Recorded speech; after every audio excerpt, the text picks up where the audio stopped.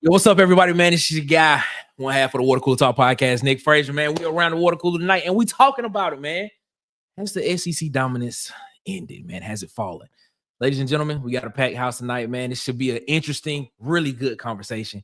We're going to get into it right after this intro. Hit it. Going live.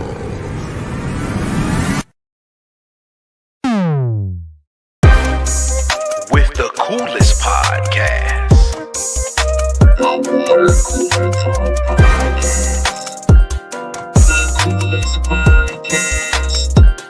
In your ear. Ladies and gentlemen, man, thank y'all so much for rocking with us here tonight around the water cooler, man. As I told you, we got a packed house tonight around the water cooler. Shout out to the guys from Tight Sports, Alabama Megacast, the talker in chief himself. Tight is in the building. Shalom. Hi, from the Sharpshooters podcast, the namesake himself. B Sharp is in the building. What up, B Sharp? Oh, I'm chilling, man. What's going on, man? Chilling, man, chilling. And of course, ladies and gentlemen, he has become a fan favorite very, very quick. Part of the Sharpshooters podcast, ladies and gentlemen, the one and only. Should we call him Tez or should we call him Auburn Tez? Which one? It don't matter, man. Both of them appropriate. I like Tez because Auburn means like losing. So We Tez. should call him Bama Tez. Bama Tez, man. We in the Bama building, Tez. man. It's too early in the show for that, man. Cut it out. Oh my bad, my bad. I was Alabama, early. What? All right, we're gonna call him AU Tez. They saying call you AU Tez, man. Everybody, we appreciate y'all so much for rocking with us here around the water cooler tonight, man. Tonight is gonna be a pretty good conversation, man. This has been dominating media waves since yesterday. It's Georgia lost. Yeah, Georgia lost. So we're gonna kind of talk about it. But before that, man, we appreciate y'all, man. Follow us on Instagram and TikTok at the Water Cooler Talk. Follow us on Facebook at the Water Cooler Talk Podcast. Follow us on Twitter and X or X, whichever one you want to call it, at Coolest Pod 23. And of course, subscribe, like, and share here at the Water Cooler Talk Podcast, at Tight Sports, at Sharpshooters Podcast, man. Subscribe, like, share. Hit the notification bell so you know when we post more videos and go live. Fellas, let's go ahead and get into it. Georgia lost last night to Notre Dame. They lost by, 13 points, 23-30. Let's see what else happened. Tennessee got blasted by Ohio State. Ooh-wee. Man, it looks like unless Texas is just going to go all the way, there may be another Big Ten team that wins the national championship this year. So I'm just going to put the question out there to y'all, man. Let's have this conversation. No guidelines, no borderlines. Has the SEC's dominance that has been so prevalent since 2003, has the dominance of the SEC, has it fallen? Is it over with? We say 2000 win? 3. Oh, that remind me. Yeah. Okay. What you thinking, Tight? It seems like you got something on your mind, Tight. Tell me what you're feeling. How you feeling, man? Well, I think some things have changed. But there's just so many teams in the SEC that's really been just riding along in the bandwagon. I'm talking about Mississippi, the whole state of Mississippi. Okay. Kentucky, South Carolina, Missouri. I mean, what have they actually done? But got my coach bent over backwards, just working hard. Look at it, just riding on Nick Saban's back for 20 years. Because there was no dominance before Nick Saban. Yeah, Urban Meyer came through there and he put it all over everything. But Nick Saban aside, because this armband is because the dynasty is dead. It's dead. It is dead. Wow. That's the armband. Tight. Wait, hold on. We got the to let me pin that. Yeah, it's dead. Yeah, pin that. Did Titans say the dynasty of Alabama is dead? It's dead. It's dead. It's coming from it's an Alabama 707. fan? yeah, it's a band. Central Right there. Time. Yeah. January 3rd, Friday. Yeah, I mean that's dead. That's dead. Tight says the dynasty is dead, The everybody. dynasty is dead, but the empire lives, just like America. Okay. America took a couple of bumps upside the head, but we went to some places and we went to Grenada and we got some payback in the 80s. Well, some empires have fallen. The Mayan Empire has fallen. The Ottoman Empire has fallen. Yeah, we ain't like that. We're more like China. We're more like China. What's that? The Ming, the Han, the Song, and we're gonna keep on going to Z, G, and whatever. We're gonna keep coming back. America, you take a couple bumps, but you come back. But I don't know if there would be a De Boer dynasty, but we won't get to that tonight. Okay. All right. Yeah, that's what I can guarantee you. Don't know if it'll be a De Boer dynasty, but things are looking different. And everybody's been saying it on my social media all day long. People outside of the SEC. Ever since they started paying above board, the SEC ain't looking right. What? Then you got Greg Byrne. He up there with the cup. He telling people like, put some change in the cup, folks. I need y'all to join Alabama. Just join it because we need some money. And everybody embarrassed, like, oh, we don't need money. Like, oh, yes, we do. You need money. You got Mark Cuban behind you. You got some home builder, a guy that builds 1,000 homes in Arizona. He's behind Arizona State. They got the owner of the Cleveland Browns behind Tennessee. Yes, we need money. We need more money because you know what? If we don't come out of pocket and we be cheap, if you care, if you really, really care, what you think millionaires doing right now? That's some millionaires probably want doggone De Boer gone. Or do something with Slick. Same thing with what's his name? When they got rid of my legend, my hero, my personal goal, Jimbo, 76 million. You think they wanted to fire him? The people's like, you pay him the 76 million, or you forget the 300 million. The same thing with Kiffin. All that money flowing into the middle of Tennessee, middle of Mississippi, that's wasted money. But that's how I started off. Yeah, it's falling off because the money ain't right. So Tight, you blaming this on NIL and money, and the fact that some people got the wrong coaches. But I think because everybody's getting fleeced. Okay, for players at the drop of a hat, and look. If the board will have plenty of time to like turn it around in Alabama because you just can't up jump the boogie and fire your coach. You open up a huge chasm and everything leaves the program, the money, the players, and you really start off from the worst place than 9-4 get you. You'll be looking at 5-9, some in the next year. So I think ever since that's changed, people struggling with it. Coaches are leaving coaching positions and going back to being coordinators and coaches because they don't want to deal with it. Shout out to Chip Kelly. Shout out to Gus Malzahn. So I just start with that. What say you, B Sharp? What are your thoughts? With the SEC dying, I don't believe that at all. Why? Because of one season. That's what one season. Okay, so you don't think last season was a down year? No. Ole Miss lost 2 games and they beat a team that is currently playing. That's currently playing in the college football playoff semifinals, which is Penn State. The only 2 games they lost to was the 2 teams that ended up playing in the SEC championship game, which was Georgia and Alabama. Okay. Georgia could have easily been in there with Alabama. I don't know how it just fell off. And Texas was in there last year. I didn't want to know what is falling off. These schools at other places don't play the schedule that SEC competition is playing. They don't have that. Like Alabama wish they can play an Indiana and then I can go play a Washington, and then I can go play a Minnesota. I guarantee you put those teams in the SEC. Every team I just named, they will be bottom tier every year. Every single year. I'm just like, what else? Did I say Indiana? Indiana just had a historic year. They literally are known for losing. They literally put up a graph and they are the most losing college football team of all time. Who else in Oregon is just overrated. Michigan they won the national championship last year, but they always gonna hiccup one. They had their year.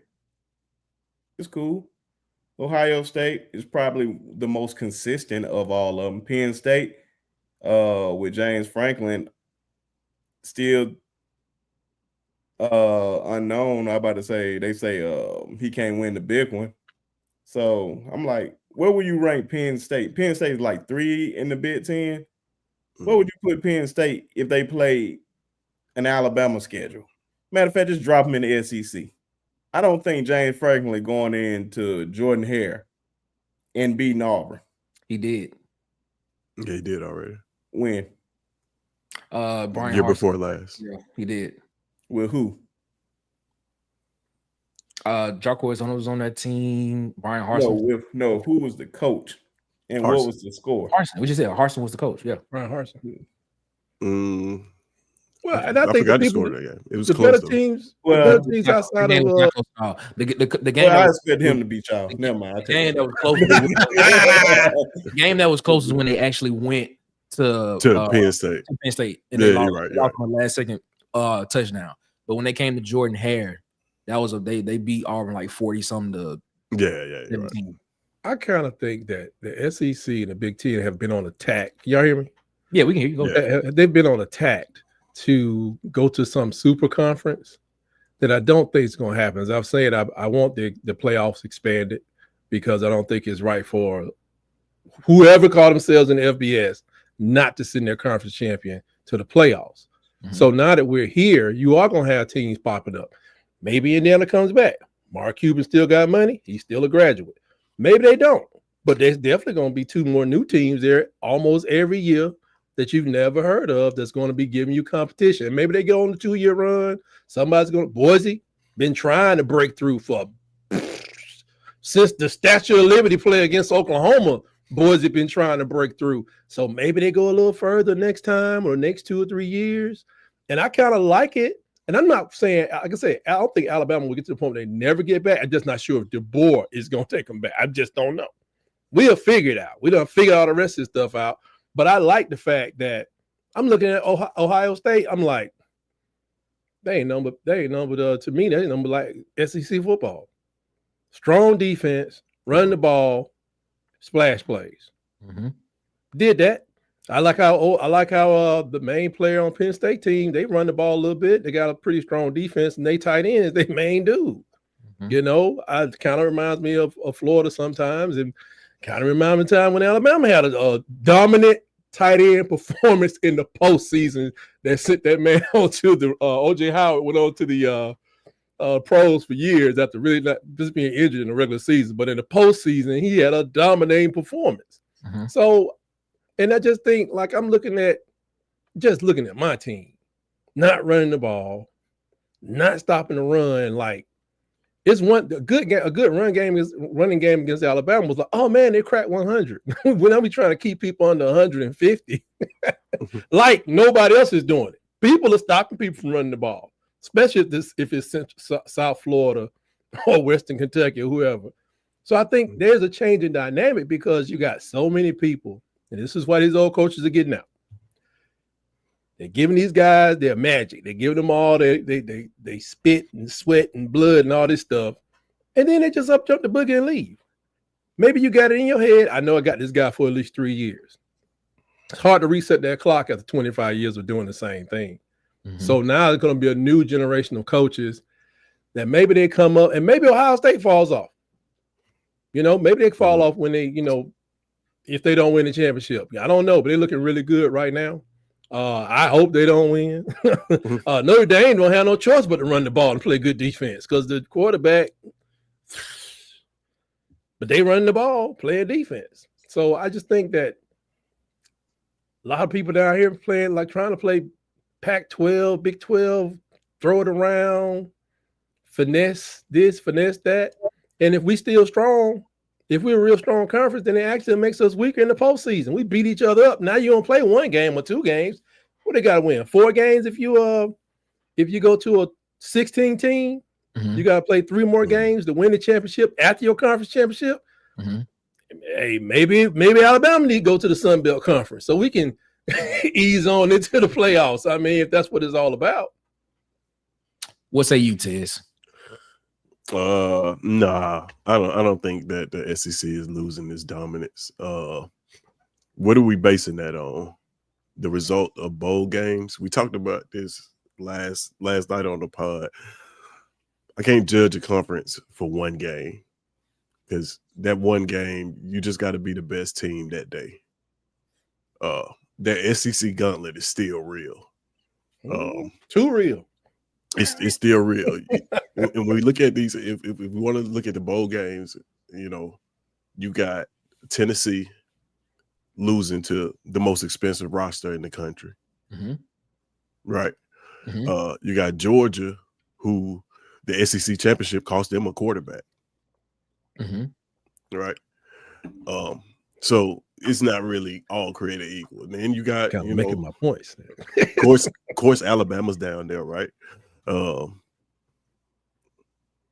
want to say bad things about them, but I would venture to believe that they would have played better had they made the playoff.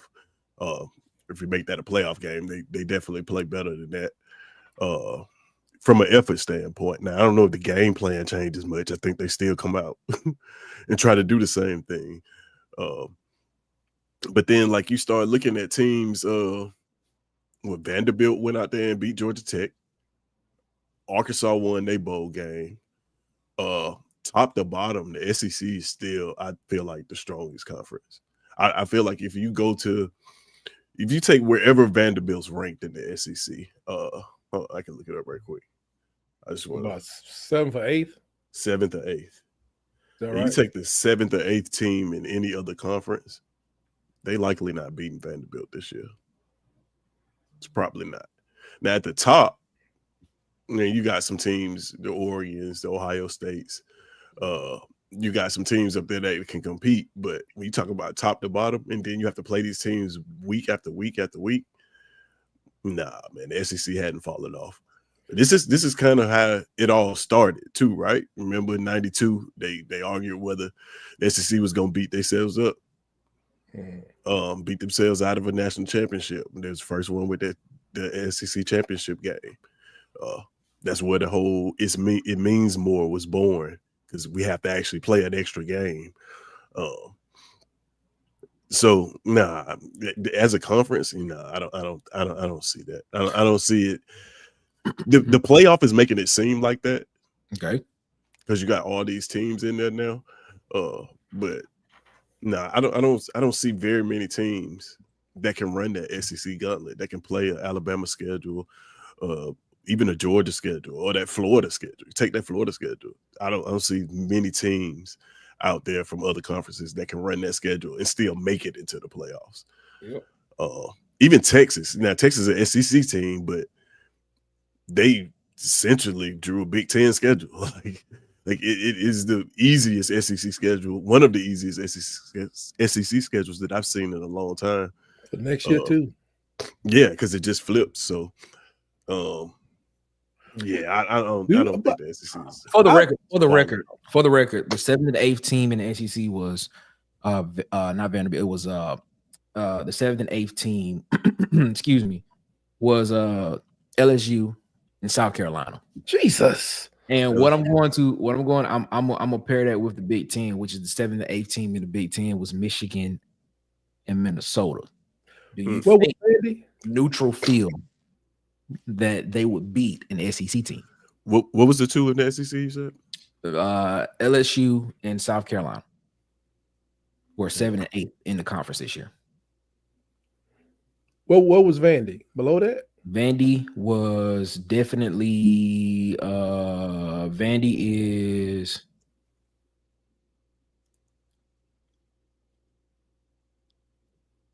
If you saying LSU, 13. 13? The only one I think that could win out of Michigan and Minnesota in a matchup with LSU and Florida, you said? South Carolina, you said? Mm-hmm.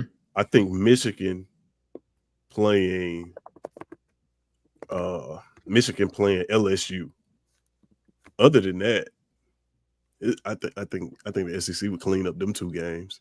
I think South Carolina is too much for either one of those teams. I used in the 80s, I used to think Alabama. I mean that the SEC was fine, and Herschel and Bo and all these players going to the NFL. But if I'm not mistaken, from 80 to 92, there was no national championship. So who was the national champions? It's Oklahoma, Nebraska. I think Miami started sliding in around that time. Right. And like, who were they playing? Nobody. They was playing. I think what they was doing it by the final ranking. Right. Yeah. But in the final analysis, when you look at in the 80s, they say who's the best conference, who's the better team. They not mentioning the SEC. You got to hide the trophy to show for it. At Auburn and Georgia and South Carolina and maybe another school. But it was like, I knew the guys was good in the 80s, but they were beating each other. We've always been beating each other up. Now with this playoffs being the second season, when you look back, it would, like say things stay about the same. We keep going, and maybe we get a team in the Final Four, but they don't win anything for like 6 years. You look back, the analysis is going to say, yeah, the SEC players go to the NFL, but if you want a ring, you better go to somewhere else. Look at Miami was in the Big East, hadn't won nothing since they left. Haven't won nothing since they left. So it's depending on, like, of course, I'm trying to get to the next championship. I'm like, man, Alabama's quickest path to a championship is to join the Big Sky Conference. And because 20 years from now, when nobody cares, we keep Auburn, we keep Tennessee, but everybody else can go to, get out of our face. But I'm just thinking, like, when you beat yourself up to the point where it don't make no sense, because it don't matter anymore. We should do that to move up in the rankings.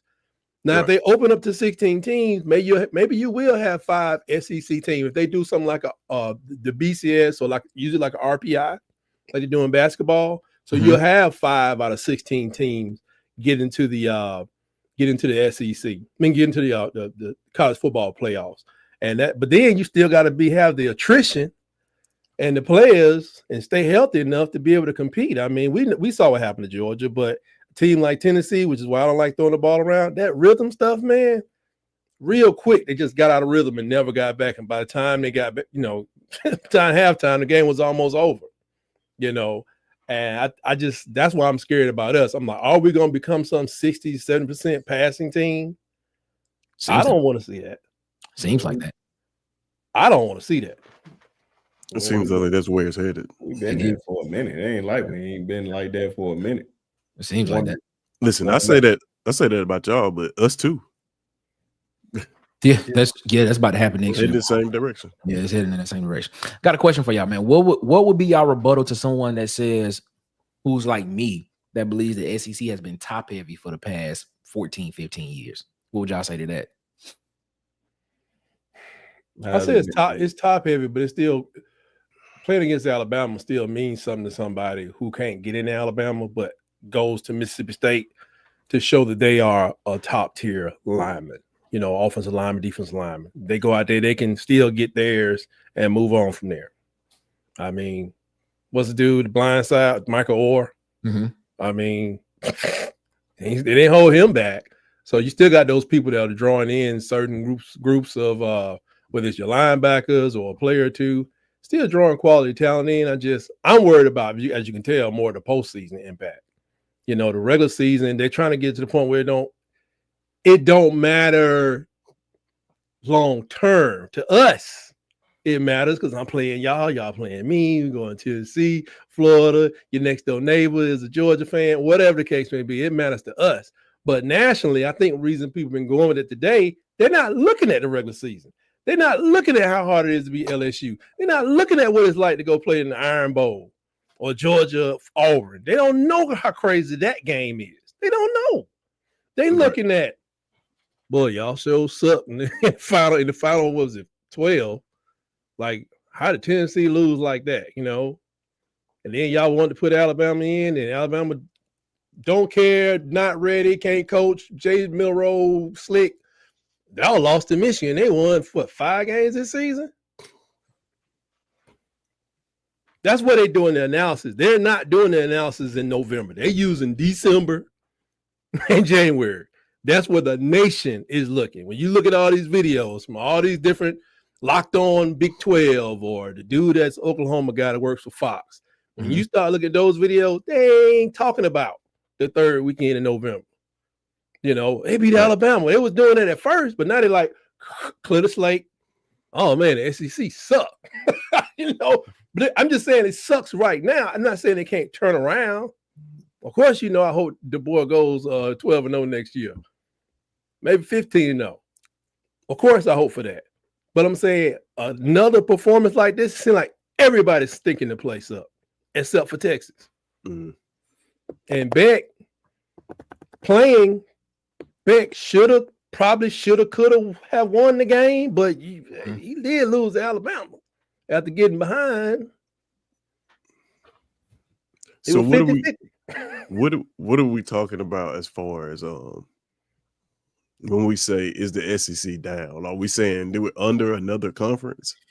No. Because there's only one conference that falling back to earth that you could possibly put ahead of the SEC. The rest of them is not even close. I think just coming back to some type of, it looks like we're on the same level as some other conference. I mean, that's what I think. There has been like, or it's closer. Like here, and I think it was way out here. SEC is way up here, you know. And now it's like right here. Let me address that. That. All right. So since 2003, you're gonna say that's 21 years, 22 years now. Right. It's 22 years since 2003. An SEC team has won 14 national champions. Good God. All right. 5 teams in that time period have won the championship. 14 times the SEC has won the championship, but only 5 of those teams have won. Alabama has won 6. Florida has won 2. Georgia won 2. LSU won 3, and Auburn's won 1. How many you say Alabama won? We don't care. This is the thing. Looking from the outside in, all right, I'm the moderator of this. I'm looking from the outside in as if I'm not in the SEC. Somebody comes in and they say, "Oh man, you have the same teams in the SEC championship every year. You know, you have the same teams that are competing for the SEC championship every year. You sending the same teams to the college football playoff every year. Why should I believe that your conference is better than my conference when all I'm seeing is Alabama, Georgia, LSU, Auburn, and Florida win?" And then you got to include the appearances also. Auburn went to another championship game. True, they did. They went. Alabama showed up for a couple more, I think, somewhere in there, and I think that really matters as well. But let me stop right there. Why would another conference be like, well, why should I worry about a Mississippi State? Why should I worry about an Ole Miss? Why should I worry about Missouri? Even though Missouri went to 2, even though when Missouri first got to the conference, they went to the championship game back-to-back years. Back-to-back, sure. Why should I worry about Texas A&M? Why should I worry about Kentucky? Why are you telling me that the SEC is so much better than my conference when the only names I'm seeing are Alabama, LSU, Florida, Georgia, and Auburn? Well, I think if you put up a composite ranking of the final top 10s, you're going to see more SEC teams. I'm pretty sure of that. For 21 years, if you pulled out the final top 20s for the last 21 years, I'm thinking you're going to find those 5 teams, and you're probably going to get another 3 for 8 of the top 20 are going to be from the SEC as well. That's to me, that's the number one thing. With the end of the season, everybody's looking at the last 20, the top 20 teams, and almost half come out of one conference. I think that's a big selling point to it, But I think a lot of people are like, "What have you done for me lately?" They turn around and they look at the playoff. Now, because the playoff is expanding too. I mean, it just lasts a long time. When was the SEC championship? December, first weekend in December? Yeah. So Like a now, month ago. right. So now we're going to be going almost all the way through. The regular season is 4 months, and 2 months of championship is going to start to look awkward unless people get back in there. Unless we get 4 to 5 representatives, and really 2 to 3 teams, I think, make that Final Four every year. If this was a Final Four this year, it would be 2 SEC teams in it. What 2 SEC teams? Which one? Texas and Georgia. If there was that's just 14 playoffs. If it was just a 14 playoff this year, it would have been Texas and Georgia in there. No, it wouldn't have been. How? So what was the final ranking? What was the ranking? What was Who the had ranking? the bye week? Yeah, what was the ranking? Not the The seed. ranking, not the bye week. Yeah. Okay. We They not wasn't talking putting no about Arizona State in there. who was seeded where though. That's what I want to know. I'm gonna look that up. But go ahead. My bad. I'm about to pull up in a second. Because the seeding doesn't even matter because Yeah, but that's what I'm saying. Who was where were they ranked? What were the rankings? Not the seed. I don't know what a couple weeks ago. I gotta look it up. December 8th, it was AP had Oregon, Georgia, Notre Dame, Texas. So it was Georgia and Texas. Say that one more time. Wait, so Georgia, and Texas, Oregon, Georgia, Georgia, Notre Dame, and Texas. Georgia and Texas was 3 and 4. Yeah.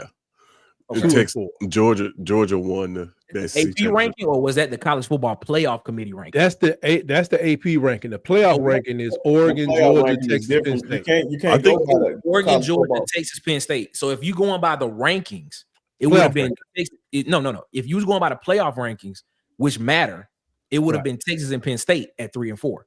Right. You can't go by that because it's an automatic bid. No, we're not talking about it. We're not talking about the seedings. We're talking about how the committee ranked them. Because So Georgia and Texas was 2 and 3. Clemson was ranked 16th, but they were in the 12th spot. Yeah, that was crazy. Right. That's because they won their They won their conference. conference. Right. So it would have been It would have been Texas and Penn State at 3 and 4. I don't think Penn State would have made it. I don't want because the only reason that some of these teams are making it, well, Penn State wasn't ranked high enough. I don't think they wouldn't. They were the third team in their conference, right? Yeah, it would have been the top 4 that you named. I'm about to tell you this. Tell me how Penn State. You telling me they're gonna put Penn State, a 2-loss Penn State, over a 2-loss Georgia team? The college football playoff committee's final SEC champion against a Big Ten loser. Not the seeding. Oh yeah, not champion. the seeding. This is the college football playoff rankings. If what you just said, it was Texas at 3 and Penn State at 4, that would have been the 14 playoff. So this is the seeding. This is the seeding. Exactly. The seedings were Oregon 1, Georgia 2, Texas 3, Penn State 4, Notre Dame 5. Okay, so Ohio. So Georgia would have been because Georgia would have been 2, but it would have been Penn State, it would have been Penn State at 4. Yeah, you still would have. I think Texas may not have made it. To be honest, how Texas wouldn't have made it? And they only lost 1 game. I think they would have pushed Notre Dame up. Well, they lost 2 games. That's it. So the final seeding. So the same team. So you think the final seeding would have been they would have dropped Texas out and put Notre Dame in? Yeah, probably so. Okay. I mean, just to say, because just 4. That's why 4 teams are so ridiculous. That's why I'm definitely against. I want to expand it, but even if you had 8, let's just say you even had 8 or whatnot. Matter of fact, let's just switch it up. Okay. If Ohio State played on the road at Tennessee, everybody and their mom would have picked Tennessee. It was just a simple home game for Ohio State. Right. It was a home field advantage for them. They should never do that again, by the way. And I said, true. And I said I knew Ohio State was going to win, even though I picked them to win the national championship day 1. All I was saying is that if you flip those homes and Ohio State had to go on the road to Tennessee, they are not walking out of there. If they walk out of there and win, it ain't gonna be no blowout. I can promise you. Yeah, they gonna have nothing left next week because I promise you that's the main thing that Alabama dealt with. It ain't gonna be as easy as you think it is gonna be. That's what Alabama dealt with. We had old crazy wide receiver coach tell me if we worry about the noise at Neyland Stadium, then we're not doing what we're supposed to be doing. I said, you obviously, sir, have never experienced Neyland Stadium on a decent TV set because You have to worry about the noise, cuz. The decent TV set. I mean, come on, man. That was the most ignorant statement. I thought they said he got another job. I want him out of there because that was dumb. That's the first thing that Hold on, affected you want the best wide receiver coach in the country to go get another Yes, job? I want him to leave because he be talking crazy. That is asinine. Yeah, I want him to go somewhere too. And that's why Alabama's in a position. And that's why we lost that game because and we got two How did we receivers lose getting the thrown to. Because they were talking about the guy was overthrowing wide open. Communication was messed up. We're not talking about Alabama tonight, fellas. Let's not. Communication was messed up. How communication is I'm wide open. Throw me the ball. You throwing it over my head. How's that? It's Bama on Bama crime. That's what it is. That's what it sounds like. That's the most asinine thing I ever heard. Hope you leave. You can go away. Anyway, so to y'all point, so y'all saying the final seedings, right? Y'all saying that they would not have put a 2-loss team in the top 4. Is what you saying? Probably not. I think they'll move Notre Dame around. I'm just saying. So where would Indiana have been? Would have had? They saying this a down year for the SEC. I'm just saying if you had literally 2, if it was the Final 4, you were gonna still have SEC schools in there, and more than likely, one of them was going to play in the national championship. If not both, and it would have been another all SEC national championship game, which probably would have been a rematch of the SEC championship game. More than likely. It's all about matchups. Oregon is not a good matchup against Ohio State. Why? Because they do not have the corners that can match up with them. Texas is a better matchup because they matched up pretty well against them in the beginning of the season. They beat them. They didn't. Oregon did beat Ohio State at the beginning of the season. Yes, they beat them, but did they stop? They didn't stop those wide receivers. Ohio State had to come back. Ohio State had to come back in that game to make it a close game. Oregon got up pretty good in that game. They did. Okay.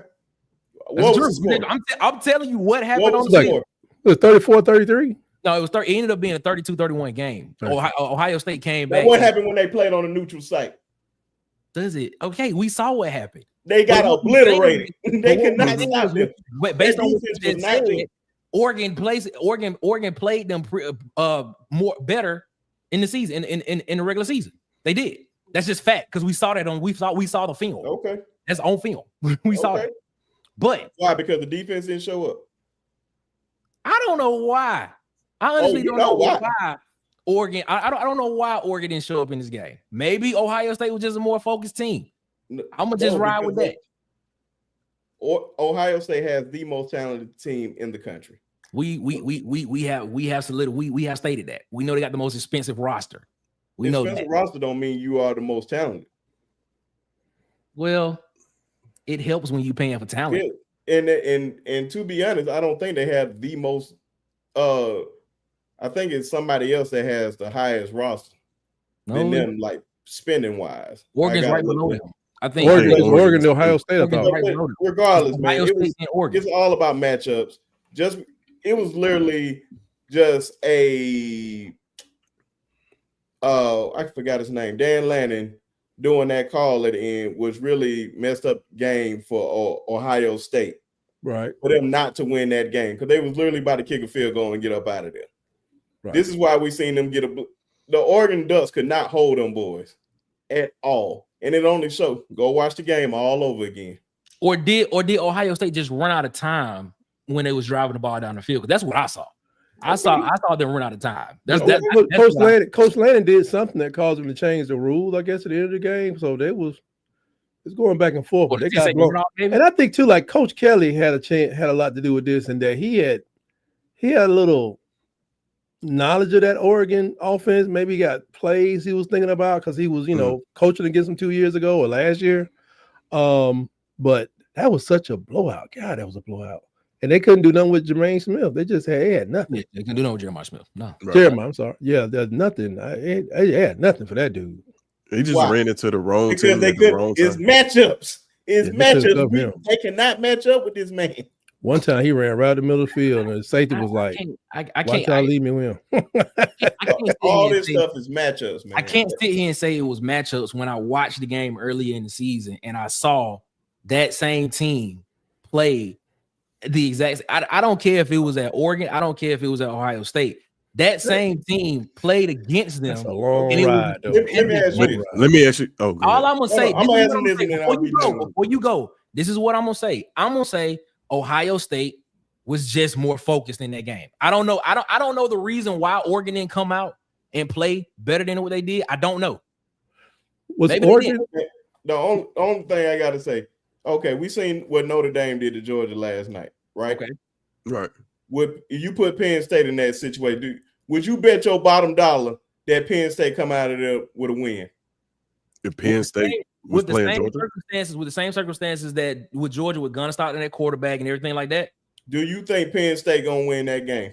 With the way that Everything that's set up, I think Penn State probably wins everything the game. Georgia had last night before the game, nobody gave Notre Dame a chance for the most part.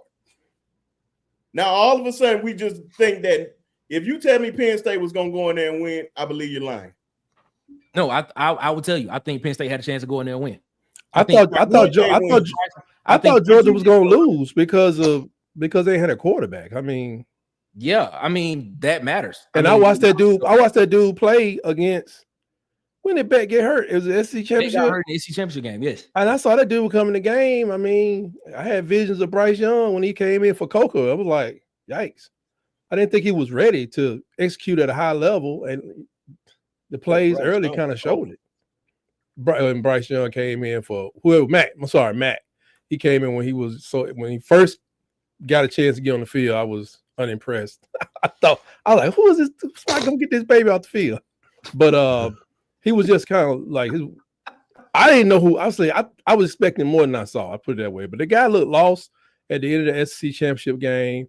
All he had to do was hand it off. But I didn't think they were going to win because they didn't have Coker, because Coker got talent. I mean, he's special to them, no matter what nobody says. I almost came back and beat Alabama because of him. Do you think Penn State would have won that game? I'm very impressed with Penn State. Yeah. Against that Georgia team, yes. I'm very impressed with Penn State. I think number 44 is one of the best players in the country. Well, okay, let me ask you this question. Hold on, let me ask you this question, Bruce. Why do you think Penn State would not have won that game against Georgia without Carson Beck at quarterback? It's nothing that Penn State does that is better than Georgia. Literally nothing. Okay, well, let me ask you this question then. Do you think Penn State will beat Notre Dame, or do you think Notre Dame will beat Penn State? Which way do you go there? If they play, who will win? I believe Notre Dame is going to beat them. Okay. Yeah, I got Penn State in that one. I don't like Drew Aller as much, but I'm telling you, is that his name? Aller? Yeah, Drew Aller, yeah. Aller. But I was like, man, that dude, that number, I don't know his name. I need to learn his name. You remind me of Todd Christensen, but he's like Brock Bowers was, like, just throw it to the tight end. If you need one, need third down. Warren. Yeah, man. I mean, golly. He's like Brock Bowers. He's like Brock Bowers. I mean, and none of those Georgia players can cover him. But he won the Mackey Award, the best tight end. And okay, them guys win Heisman's. And James Franklin, he just added that offensive coordinator, so the offense got a little better. I mean, like I said, the quarterback aside, I think he can do some improvements at his quarterback position going forward. But when they added that offensive coordinator, when I watched Penn State a couple of times, I was like, I'm kind of cheering for Franklin. But I was watching them, I was like, they scheming their way through stuff, and the talent is kind of showing where, they're using that guy's his talent. He's getting open, he's making plays, and Drew is not forced to hold, they're not keeping him throwing, and then running the ball, and he's not forced to throw as much as he did last year because he was throwing too much last year. Man, if you believe Notre Dame, if you just take away that simple kickoff, just the kickoff, the game is just 6 points. Georgia is down 6 points to Notre Dame. The only reason they lost is because they did not convert in the red zone. And you expect me to believe that Drew Aller is going to go out there and pass all over with this tight end just throwing it to one person? Like, Kirby Smart is not one of the best defensive minds in the game. Oh, we just going to key in on this one player. You're not going to run the ball on us. You're dismissing Notre Dame's defense By Notre Yeah, Dame, one of the best defenses in the We country. acting like that. And you're dismissing the fact that Penn State has a pretty good defense as well. So you're sitting here telling me, which in my personal opinion, I think Penn State's offense is better than what Notre Dame put on the field. Because if I'm not mistaken, Riley Leonard only had 90 yards passing and 80 yards rushing last night. You mean to tell me you don't think Drew Allen could put up 125 yards, 150 yards passing against Georgia's defense? Hell no. Stop it. Cap. Are we being for real? The same Drew Allen that played against Michigan last year and couldn't even get that's what I'm saying. Last year they fired. They got a new offensive coordinator. Drew Allen to just go out there and just be. Last year, They got a new offensive coordinator. I agree with you from last year. I agree. But that new offensive coordinator. Name a game I need to go look at from Drew Allen, and I can say he's that guy. They Boise State. I think they've taken the Boise State. I said this year. Boise State. That's the game you're gonna point at. What game you gonna point at? Tell me what game I need to go look at clearly so I can say Drew Allen is that guy. Now all of a sudden I'm saying Drew Allen that guy.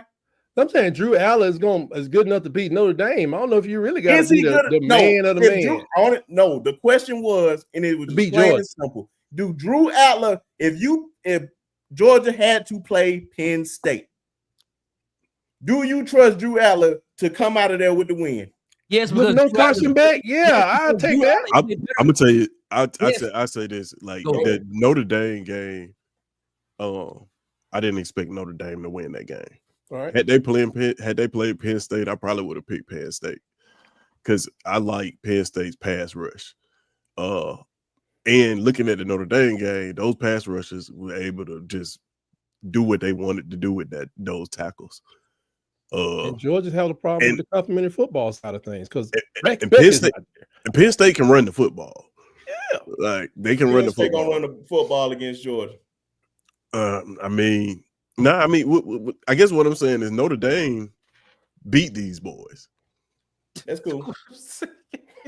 And I feel Penn State played against Ohio State and they couldn't do nothing, right? But they couldn't run the ball. They couldn't pass. Talking about Georgia. Yeah, we talking about Drew. We acting like Georgia is not okay. Without Beck. This is what we can't do. We can't go back to week 1, week 5, week 4. We talking about right now. Okay. That Penn State team, I would give Georgia fits with no quarterback. It's a lot of teams. Quarterback. It's a lot of teams that would give Georgia fits. Exactly. With no quarterback. Yeah. From what I saw them put on the field. Now the defense is elite. I give you that. So Notre Dame, Dame just went out there and just completely dominated them. If you say they dominated, they won the game. I think Penn State better than Notre Dame. I mean, did they put belt to ass? No, they didn't. Okay. Now you telling the truth. That's the only thing I wanted to do. I never said that they just blew them. I just think Penn State better than Notre Dame because Notre Dame still lost to Northern Illinois. That's okay, Dan. I mean, they did lose that physical game to Northern Illinois. I think Penn State plays a physical game, and I think they would beat Georgia without Beck. I think Penn State. I think they would win by 10 points. I think Penn State has a better defense than Notre Dame. Yeah. And I think they still send linebackers to the doggone league. I mean, edge rushers and all the rest of that stuff. The linebacker that they sending is Michael Parsons. No, they got one going this year. What are you talking about? This year, who's in the league now? They got people all through the league on the defensive line. One outside of Michael Parsons. I don't know the one outside of Michael Parsons. You can't say that. I can say that. You can pull it up and see. They got people getting drafted out of Penn State on the defensive side of the ball. But you said they got guys in the league, and I'm like, who? And if I'm asking Parsons like the biggest star that just come up top of your head, but I'm telling you, if I go find out who the linemen are that played for Franklin, they are there. They're putting people in the league. I have to be. If somebody asks me who are they putting in the league, I have to be able to answer it. Well, you can, like you Auburn, can go look that up, but they are people in the league. They got cornerbacks in the league and everything. No, I'm saying I'm using that as an example, but I have to be able to answer it. I just can't just give a vague answer, and I can't answer it. Stay out of this, Nick. Everybody can. You know what? If we really want to go my there, Google box and your Google box work the same way. You can put it up. My Google box and your Google box works the same way. Because Michael Parsons, you saying Michael Parsons is the only one in the league? I didn't say it was the only one. You don't know if I'm right or wrong then. No, but I'm trying to say I can say anybody in the league. Somebody never seen nobody else play don't mean he's playing.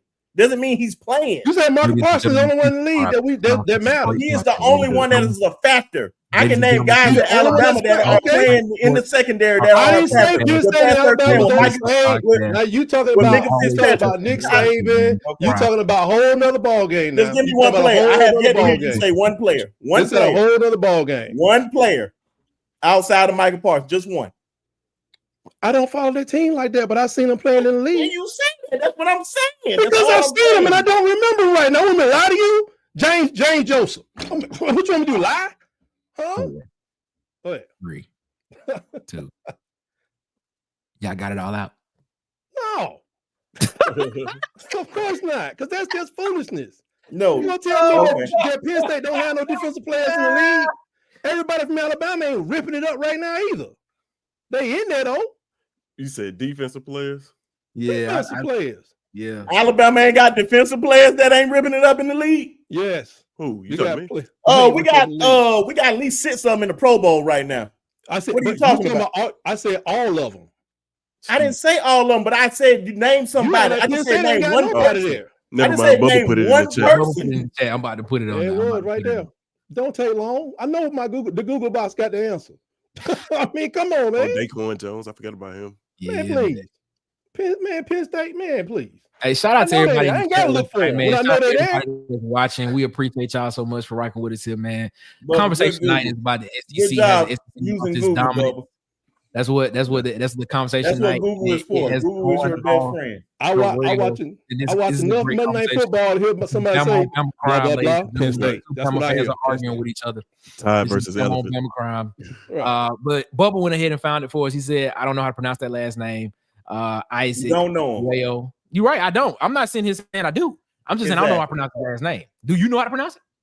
No, because I don't know him. That's my point. That's literally my point. I'm just saying you can't name Penn State linebackers. That's not the point. The point was the question was asked: Does Penn State have any players in the league? And he just named them. He just found them and named them. Yeah, you know what it's called? Google. It's called Google. He couldn't just name. That's what Tyke said, and Tyke couldn't just name them. You're just giving vague answers because you don't. I hear people introduce themselves as Penn State players. What do you want me to do? Remember everything I hear on TV? No. I don't. I just know them dudes said Penn State, and I don't know if they play for Franklin or not. I think several of them have. Some of them could have been there for 15 years. So I'm just saying. I know what I hear. All right, fellas, let's get off that. That wasn't even part of the conversation. It went that way. Maybe it'll go back that way again. It was great. It was great to watch, man. It was great to watch. Great content. But this question right here came up, man. Shout out to James Monroe. He said SEC is still dang good, just a bad year. But the second part of the question I want to get y'all thoughts on. He said, but NIL is closing the gap. Big Ten has money. How y'all feel about that? Yeah, but different people are gonna have money though, you know. Yeah, I was about to say they closing. What you mean by closing the gap? Because a lot of these schools are only able to. You don't see class. Okay, I want you to think about it. I want you to think about recruiting classes, right? Since NIL, pre-NIL, it's the same people at the top of the list. Of course, you know what I mean. It's not like all of a sudden we got some new people coming up in, and they just in there because they buying players. It really is not working like that. For real. And then you have Florida, Georgia, Alabama, Mississippi, Texas. There is no greater recruiting base stretch of states in the country. You can say California, but California is like by itself. But like as far as an area, the SEC, as far as talent, has the best recruiting place. It's a warm weather place. We play football. We can play football all year long. Very true. So yeah, I don't know, man. I don't think that NIL is having as much effect as people are thinking it is. You're getting a player here or there, but nobody's just dominating the recruiting class because of NIL.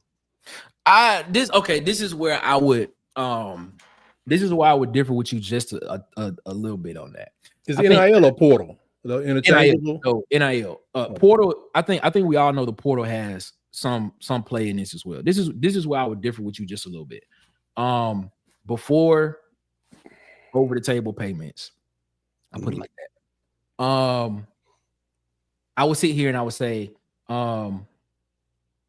if Alabama or Georgia wanted to go out and get 4 or 5 stars on their team, more than likely, all 4 of those 5 stars were going to commit to that school at some point in time. With NIL, and we talked about this ad nauseum last year when NIL started becoming very, very prominent. We basically said that what NIL is going to do now, it is going to break up that base. So now, instead of 4 or 5 stars or 4 stars going to Alabama, 2 of them going to go to Alabama, one's going to go to Georgia, one's going to go to LSU, one's going to go to Texas. So now the talent base of what these recruiting services have basically ranked these guys as 4 and 5 stars are not going to be concentrated in one area. Now it's going to be spread out. So now basically with that, with NIL, the money that's being spent on these guys now, does that take the talent pool away from one area concentrated, and now it puts it around the whole conference? Now you're not just talking about 5 guys. Now you're talking about 300 guys that's possibly can go somewhere. So if you break that down, and let's just give it a percentage. Let's just say 10% of that goes to one school, or 18% goes to another school, instead of 40% of that going to one school. Now it's being broken up in between a lot of schools. Do you not think that has something to do with the level playing field of those guys? Because now, like he said, the Big Ten has money. Ohio State went and spent money. Oregon spending money. Oregon took Naeem Offord, who was coming to Auburn, and he ended up going to Oregon. I mean, you have guys like Deuce Knight, who was committed to Notre Dame, but he ended up staying in the South. So do you not think that NIL does have play in that some kind of way, like has some type of role in it? Yeah, it's got some play, but I don't think it's as much as we think it is. Like these kids, man, I said this before and I'll say it again. There's nothing that recruits like trophy cases. Absolutely nothing. NIL deal, money, whatever you can offer a kid, it doesn't matter. Like, I'm gonna take that back. I don't want to say it doesn't matter. It matters, but nothing recruits like trophy cases. If you can sell that, I can get you to the NFL. I can win a championship and get you to the NFL. Then you're going to be able to go into kids' home and sell that, and that'll have more weight. The schools that have done that are still the schools that are at the top of the heap now. The Ohio State, yeah, they got the most expensive roster, but they're perennial top 5 recruiting classes. Okay. Oregon, again, they're at the top now. They are perennial top 5 recruiting class. The example that you would use here probably is Auburn. I was just about to say that. Yeah, Auburn will probably be an outlier. Yeah.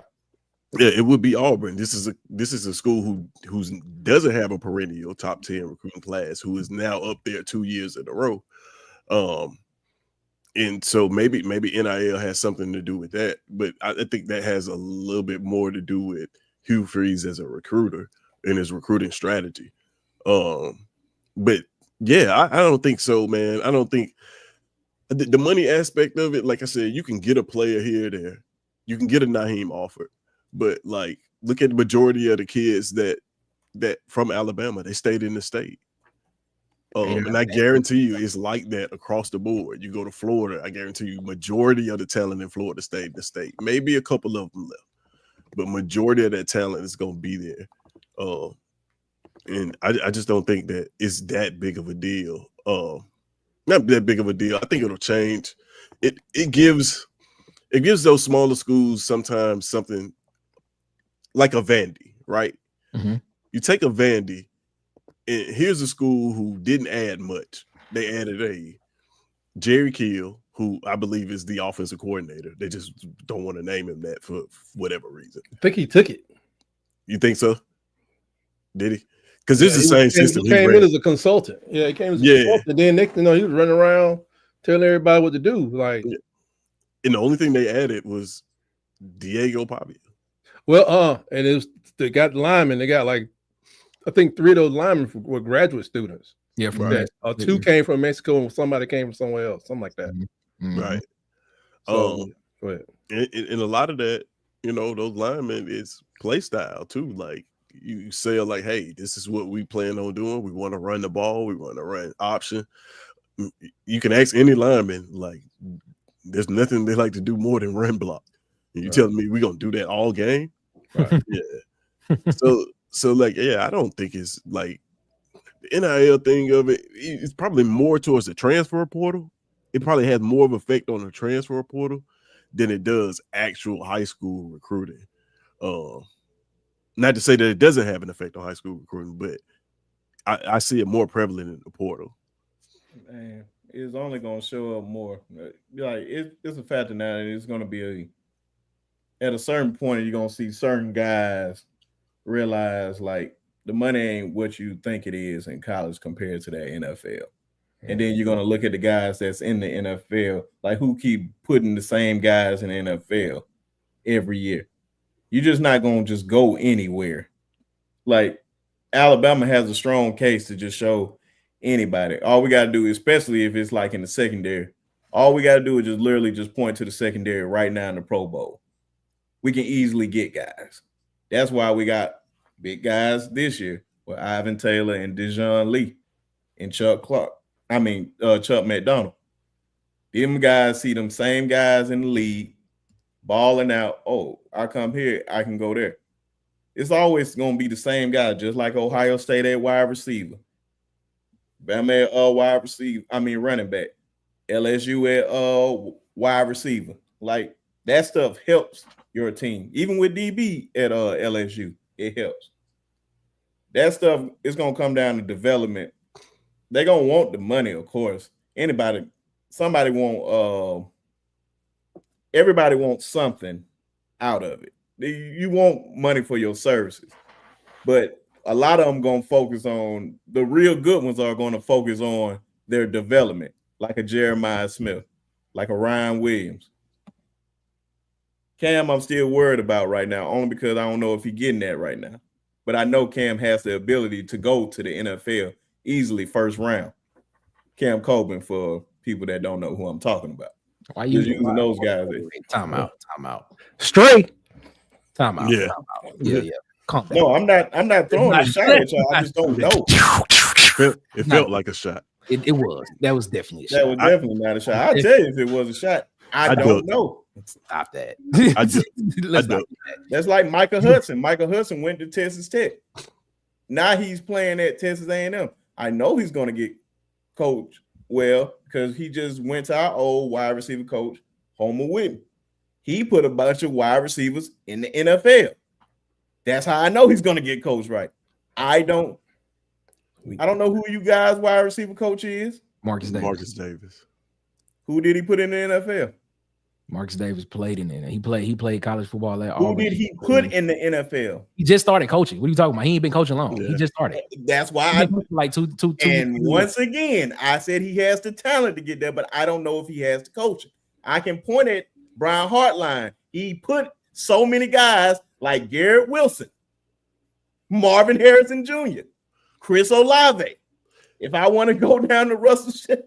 That's what I'm saying. Like, are you getting that development to go to the next level? But those guys have longevity. We looking at a guy that just got there. I didn't know that. That's why I just said I did not know. We'll see what happens. So there's a larger little debate here.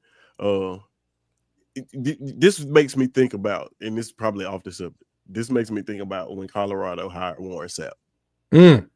Exactly. And I said that I don't know if he can coach, and everybody jumped down my throat, called me racist. I don't like black people, and all kinds of stuff. Who said that? Who said that? You'd be surprised. I want to know who said that. You'd be What surprised. do you mean by that when he said picture Derrick Henry not waiting his turn? Like, what you mean by that? I mean transferring. No. I'm trying to see. Like, are you trying to say he would still be the same? Because I don't believe he would still been the same. He played as a freshman though. That's a deal. He didn't play. Yeah. So you don't think? So He you don't didn't play as a think? freshman? You don't He think only played like a Henry- couple of snaps. He didn't play. So you don't think Derrick? You don't think Derrick Henry at another school could have done what he did at Alabama? No, he said that out his own mouth. Yeah. He had to wait. He I mean, would you did you He expect said him it to out say? his own mouth. You can look it up. Okay. Anybody can look it up and fact check me. I've heard him say that, but I just personally do. I wanted believe- to transfer. What do I you wanted want to transfer, and then Nick Saban said, No, wait your turn. Trust the process. You're gonna be good. It was It the works a best lot. thing for me because it made me a better player. It's easy for him to say that when the guy that's telling him that at the time had 4 national championships. But he wanted to leave the guy with 4 national championships. Exactly. Well, he wanted to play because he wanted playing time. He wanted to play, but the guy had to tell him no. That's and Nick Saban been saying this about a bunch of guys. A bunch of guys just gonna keep going on and messing up. They're gonna stunt their growth because they're not waiting their turn. You're not ready. You just jumping out here. So here's the thing. Derrick Henry is one of them people that I believe could have played for Alabama State and still been a great running back in the NFL. Like I just feel like he was born to do that. Like it's certain guys. Yeah, I just mean, like I can see that. Yeah, because it's not much development there. The dude was a man amongst boys in high school, a man amongst boys in college when he did get on the field. But he maximized his moment with that Heisman Trophy, man. And that's just true. Hard to come by. Bro, It's 100%. Maybe he doesn't get drafted. If they knew what Derrick Henry was going to be, they would have never drafted him in the 2nd round. Wait, whoa. Well, that's because running backs at the time weren't, the position was being guys still going. It was Todd Gurley. That was you telling me Todd Gurley was a better running back than Derrick Henry in college? I ain't no believe that. Nah. Exactly. And Todd Gurley went top 10. Well, Todd Gurley was an animal till he got hurt. He was. Was he better than Derrick Henry? Yes or no? In college? Yes. Probably not. It ain't no problem. He wasn't. Yeah, but I mean, he wasn't. That's misevaluation. That has nothing to do with whether he's. But I'm saying, if we knew Derrick Henry was going to be what Derrick Henry was in the NFL, Derrick Henry would not fall to the 2nd round. You saying that now because hindsight is 2020. There's a lot of guys that stunted their growth because they went somewhere else. And it's possible though that sitting down with we listen to Derrick Henry now on all these podcasts. I don't know what he sounded like when he was 20, 19 years old. Maybe people didn't think he was mature enough to be a 1st round. I don't know, but that did happen. It just reminded me, like, yeah, that did happen. That was crazy. Well, he acting like physical skills is just the only thing. It's I remember that draft. His concern was over usage. People were saying, how much tread does he have on the tires? Because y'all ran the dog. You know what out of crap. But we always ran 2 backs though. That's why they never get sometimes 3 backs. Yeah, he was getting like 38 carries a game and stuff like that. Right. So like the NFL team is looking like the life of a running back is short, right? Yeah. You know what I'm saying? Usually. Right. What we seeing for Derrick Henry now is like amazing that he's even still in the league when most running backs don't last that long for real. Yeah, they were saying that he's a perfect combination of genetics and work ethic. I mean, it's just the two came together, and he's there. Yeah, this dude. I'm worried about Najee Harris. He's 1,000-yard back, but I'm worried about him sometimes. We're gonna stay with my Steelers. Is what I'm worried about. He'll play. Nothing to worry about. They just don't have a good line. Yeah, they don't. We don't have a good line. What will help a running back is a good line every time. Let's go back to the question. About NIL. Stop pushing us off track, Nick. You asked a question. I thought I did. If Nick could focus from 1 minute to the next, we could get through these questions. Wow. That's funny. That's funny. Let's blame Nick. So I'm gonna ask the question to both of you, to Sharp, and I think Sharp already answered, but I'm gonna ask Tight. I want Tight perspective on this. Does NIL affect the landscape of college football and the evening out of the playing field of what's going to happen from now on in the future? Yeah, that's why I think there's going to be. It's going to cause the playoff to expand, hopefully beyond the 16. Mm-hmm. I want to see to go 18 because I want all the conference champions included. And what I always tell people, what I've been saying lately, college presidents love guaranteed checks. So the guy sitting at Western Kentucky is like, oh, I get $3 million for just sitting here and not making any motion. Okay, great. Just keep them guys out of my, off the campus. They be running the girls around. Well, West Kentucky get a big money donor, and he comes in like the Milwaukee's Bucks owner said they're trying to negotiate and buy people's college football teams and basketball programs. They want to get 51% because they want to take that profit and run with it. It's going to be a different deal. Forget your $3 million check, guaranteed check, brother. I want a return. And that return means that I need to take West Kentucky to the conference championship. And so I can get on the big stage and sell some more merchandise or whatever. And they're not just going to give their money and just turn around and go home. They're going to continue to fight with the playoff committee to say, we're a conference champion, put us in. And they ain't going to hear all that stuff about it's not an even playing field. Alabama's playing beast and y'all playing kittens. They don't care about that. They're going to be like, my money is green. Don't NCAA, y'all know y'all don't want to go back to court with nobody. You really can't legally explain why you're allowed to discredit somebody's conference championships. I can all day. No, Sharp can, we can, but on a legal basis, because people pay dues to be a member of the NCAA based on some status. I don't know how they do that, but they're all 133, 134. They're supposed to be all together. So the NIL, like I said, that's why I keep looking into SMU's major donor being who they call a financial magnate. He's turned around more big banks. All the big banks that we can ever think of, he's behind SMU. When SMU was trying to spend money under the table, maybe he wasn't with them. Maybe he was out there drinking with everybody. But now that this dude got money, he's dumping money. And I'm telling y'all, say what you want to say, SMU's not going anywhere. I expect to see them in top 3 of that lame conference for the next, for going forward. You're going to see SMU, whether it's some, then, he got classmates. Last time I checked, I think Tuskegee probably has at least one guy's passed away. Let's just say 3 billionaires. Tuskegee University. If Tuskegee University has 3, how many does Tulane have? How many does Vanderbilt have with all the doctors and do?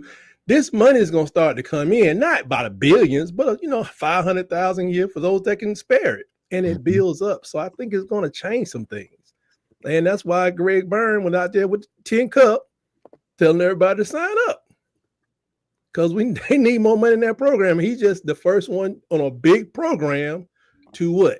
Say it out loud. Say to mess around and be too late, and then Alabama is like not even making it to Atlanta 4 or 5 years in a row, and people going to go ballistic if we're not careful.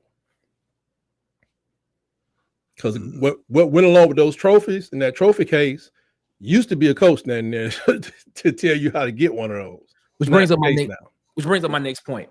Going back to the fact of the matter of saying that the SEC's dominance has failed. Since Nick Saban has left the University of Alabama, I've actually become a fan since he's left. Wow. Of Nick Saban. Yeah, wow. me too. That's called hypocrisy, by the way. Let me clarify. I think Nick Saban is actually a pretty decent guy. I think he's pretty funny, actually. Oh my God. But this is the have you no shame? Look, I'm not gonna sit and say, man, look, at War Eagle AU all day, bro. But I think Nick Saban's a pretty cool little dude. I think he'll be cool to sit down and have a drink with. I put it like that. He's small. He is. Okay, don't call him no little dude, man. That big dog, what? Go. Whatever. To go. Anyway, a little more respectfully. I don't like that. How important is coaching? Just go and sit your bill on Bear Bryant grave. We talking about little man, like little dude, man. Little dude. How important? How important is coaching going to be in this dominance of the SEC moving forward now that Nick Saban isn't there? Like, because I'm going to explain. So I'm going to try to explain as much as best as I possibly can. So I think Nick Saban, when he was in the conference, raised the floor of coaching a lot. So when a coach was getting ready to coach against him, they tried to do their best. So they tried to get their team up. They tried to get their team ready. They tried to be as best as they possibly can. They try to have their scheme as clean as possible and things and stuff like that. I don't think there's a coach right now in the SEC that you can say that gives you that type of keen focus when you get ready to play them that week. Is coaching the lack of or the lack of possibly, is that going to affect the SEC's dominance with other conferences moving forward? Because you have other coaches in other conferences who are looking to raise their profile as well, who are looking to do just as well, if not better, than what the coaches in the SEC are doing. How do y'all think about that? No. Nah, I don't think it's gonna affect the SEC. Okay. I mean, yeah, you have other coaches that are going to be trying to insert their dominance and things like that, but that's always been the case, right? Like, this is what I'm saying. It's like, it's always been the case. We've seen the Cincinnati's in there. We've seen, the TCUs. We've seen the Boise's. We've seen the arguments for these schools. I just think that what we're seeing now, because of the 12-team playoff, is those schools actually get to play games that matter. Mm-hmm. So I don't think, like, in the SEC, you're right. There is no coach that gives you that, like, we got to play our best game to beat this guy anymore. Will that ever exist again? Probably. I mean, if you could say Kirby's probably the best one that you can. The closest. The closest you could say. Mm-hmm. But nah, man, I don't foresee that happening again, if that makes sense. No. Would you say tight? Well, just briefly, I think coaching is always going to be important, and that's the thing that gives me pause about our situation. I kind of think, like, but I do agree with Tez. Kirby number one, Sark a distant two, but not a distant two, but a not really close to, not 1A, 1B, but he can move in the firm too if he win. Yeah, exactly. Yeah, he moves the firm too. But I'm looking, people say, like, DeBoer is not as tough as Saban, or hard on everybody as Saban, and that's why people can like Saban now, because he can giggle and laugh with everybody because it's all good, on ESPN or what have you. But this guy was reviewing a book by John Feldman, Mm-hmm. that Meat Market, I think it was called. And it just says two things you can't do to people no more. You can't tear players down just to build them back up, or just tear them down to build and wait to build them back up after the season's over because they're going to leave. And you can't lie to them. Mm-hmm. Not saying that Saban, everybody talk about classic butt chewings and all this other stuff, and Kirby still does it. And look at Chip and you look at Gus, they used to get at people, but that's why they moved out of that position so they can go focus on football. Mm-hmm. Is DeBoer, the coach, who's a little gentler, is he going to be with his guys? Is he going to be able to build relationships still? Because the money is nuts. People want to get coached to the next level. I always knew the money wasn't going to go up before it settles down, because millionaires are still going to be like, we gave $10 million to him for what now? So he can do a YouTube ad? Oh, we're not doing that no more. If it doesn't make sense for him, you know what I mean? I think coaches are always going to be important, but who can build that relationship to make people stay long enough to learn?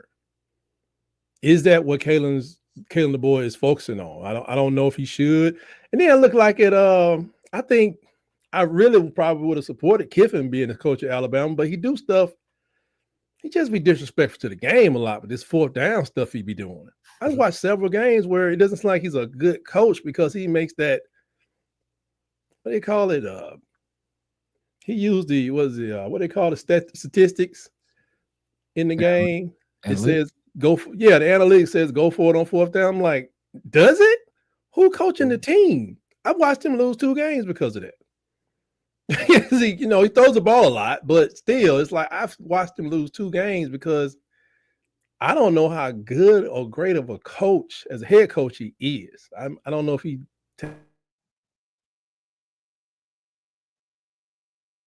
Did Tight really just freeze up? That's why I looked at the screen. I think he's stuck. The Tight stuck. Tight is. You gonna have to fix that. Tighten up.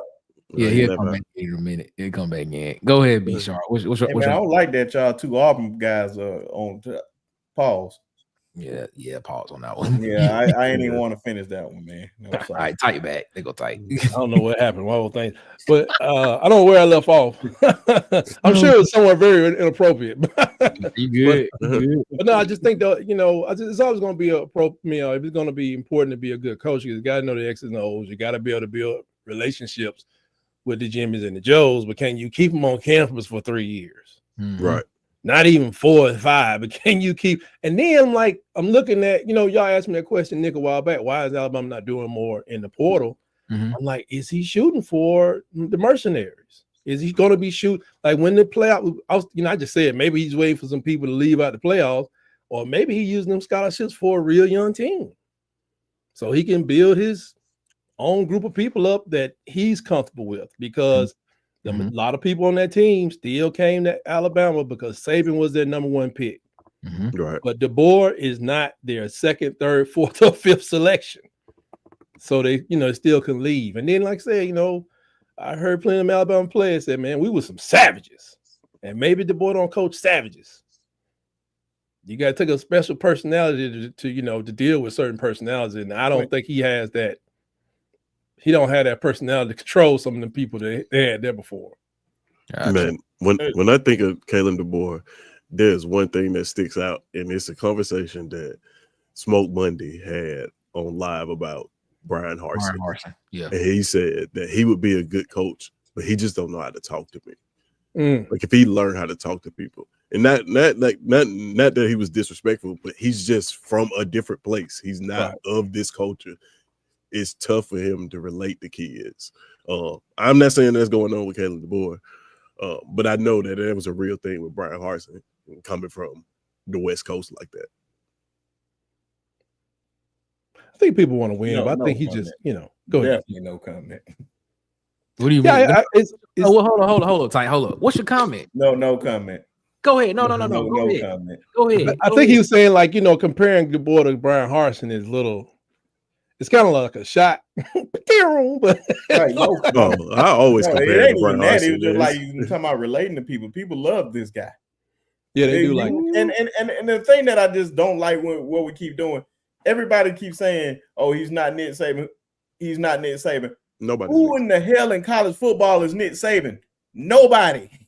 Literally nobody. No Kirby Smart. No what's my guy name over there in Dabo? None of them. Nobody. He's the GOAT for a reason. He's sitting there on the top of Mount Everest by himself. By himself.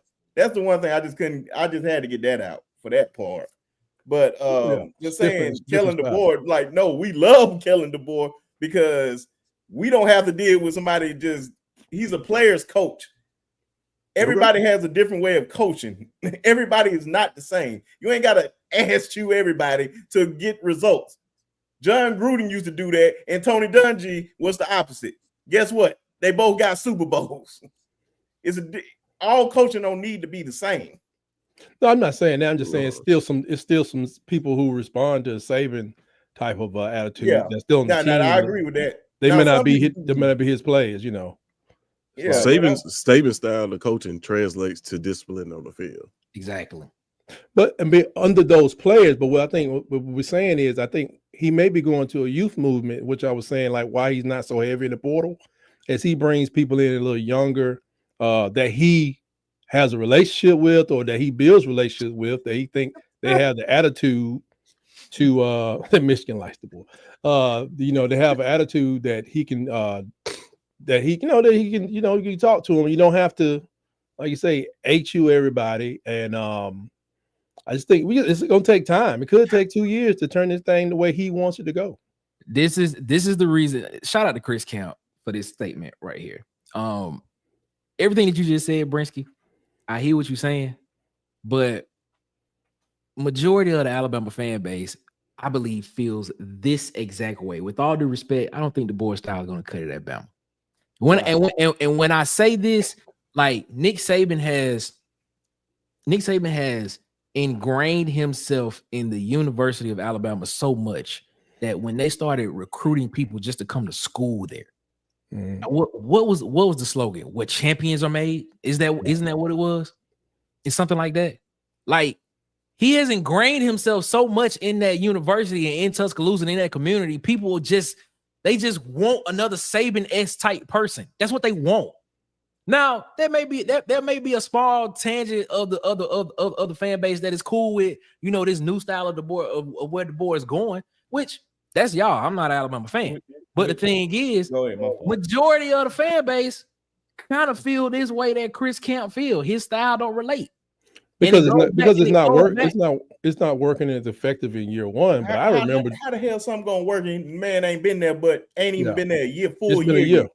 And I remember. Can we say something? Hey, we understand that. I remember Coach DuBose yelling at everybody. Fellow fan base member.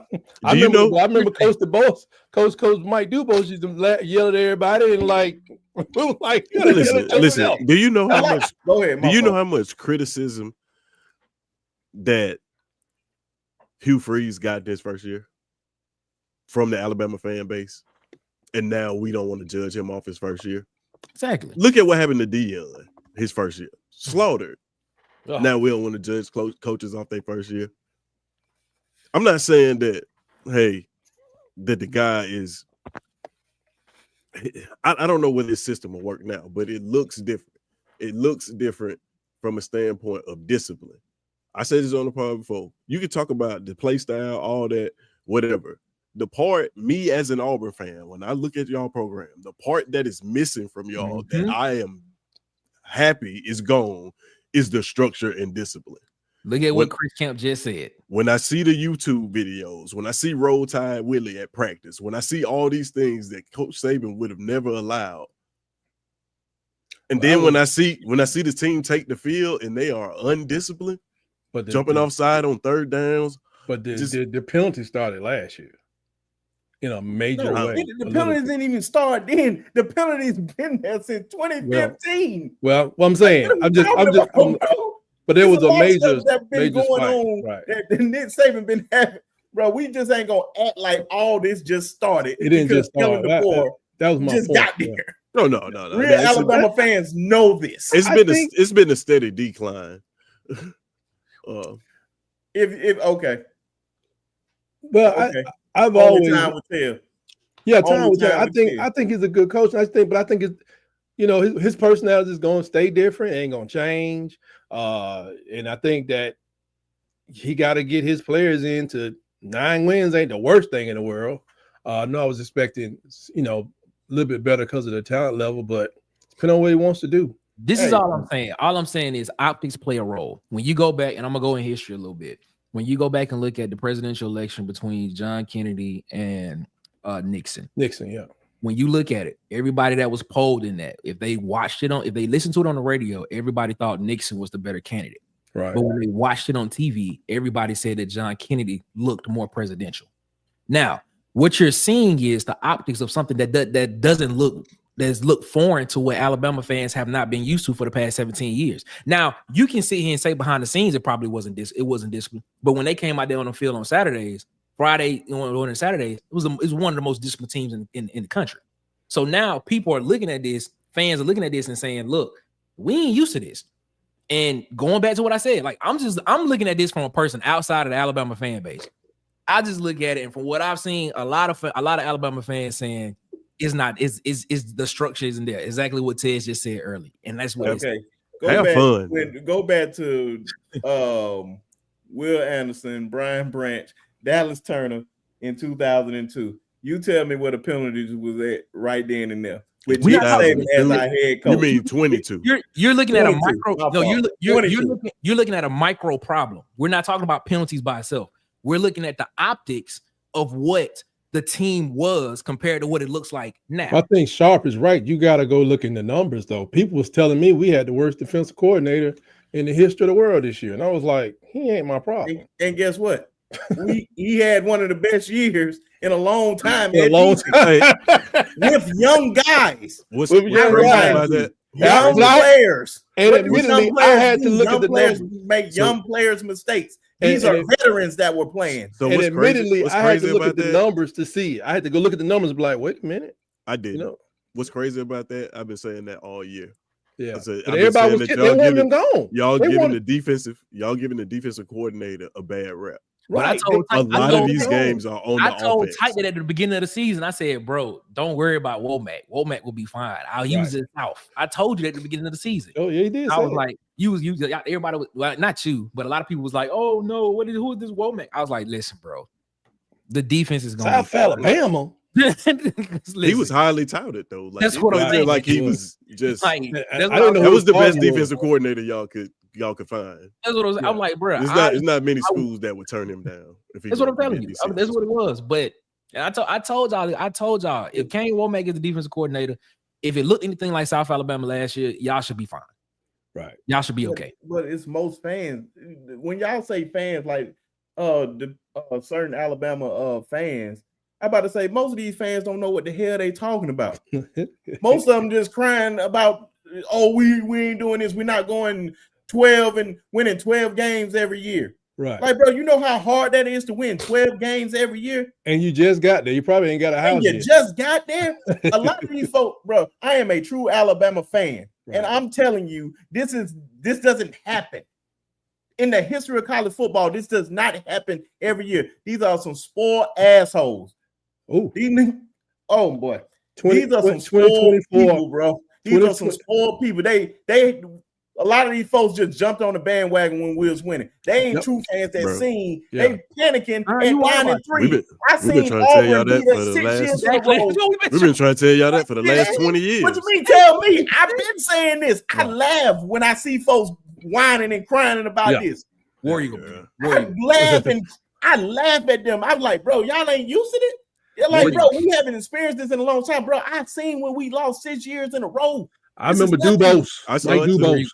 War Eagle. This is cupcake. But guess what? Guess what? We won 5 in a row against y'all. It don't matter. We still doing what we need to do. But y'all are worried about a man that literally just came into a situation when you lose at least your top 8. But y'all did came in a situation. No. I'm gonna get this one out. I'm getting this one out. Hold up. Wait a minute. Don't say y'all. Wait a minute. Don't say y'all. Because we could care less. Auburn fans could care less. I can tell you that. Once again, I'm talking about my team and our fan base. We literally lost our top 8 defensive backs. We lose one of our best pass rushers. We lose one of our top offensive linemen. We lose our number one wide receiver. We lose our number one running back. No, matter of fact, I take that back. We lose our top 2 running backs. Only thing that is returning is Tyler Booker, Jalen Milroe, Lawson, and Malachi Moore. Bro, y'all players. Yeah. So what are we talking about? And the man literally came out there and won despite of that. No, here's the thing, bro. Despite of that. You cannot do that. On one yes, you can. What are you talking about? No team. I ain't saying nothing yet to be talking about anything. No. Hold on. Just ask me. Once you answer this, I promise I'll leave it alone. Okay. Name a team that loses their top 8 or 9 defensive backs. I'm talking about literally cornerbacks and safeties. And you tell me who wins after that. Who goes 9-4? I have no idea. I have no idea. Right, we don't know. I know. But here's what I'm trying to tell you. I promise. But here's what I'm trying to tell you. You won't find nobody. The questions that are being arise and that you having to answer, y'all put that on y'all. Exactly. We didn't say that. Y'all put that on y'all. So you can't. You can't just come up here and then just be mad because we saying that this was created by y'all. Y'all got t-shirts that say we don't rebuild, we reload. Hashtags everywhere. So I'm not gonna have no sympathy because you lost a bunch of players. But no. Like I said, bro, we started more freshmen than anybody. So I don't want to. I don't care. And what you do?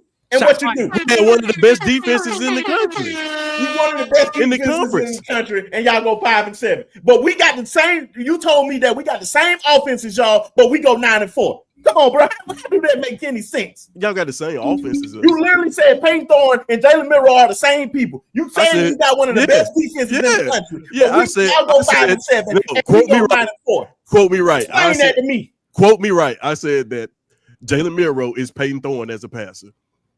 And one go 9-4, and the other one go 5-7. Different teams. different teams. You got to watch the games. We were 50 yards away from 9-4. You got a point there. Like what you're right. saying. What I'm trying to tell you is like all of these things y'all created. This. Help you out, Tiz. We were special teams away from winning 3 more games. Right, but even like this year. Mm-hmm. Listen, even like the coach being scrutinized in his first year. Okay, you had a coach that was there for 17 years. This has been going on while y'all had the same coach. The problem is y'all haven't had a different coach, so y'all don't know how this game goes. Unfortunately, nowadays coaches get scrutinized after their first year.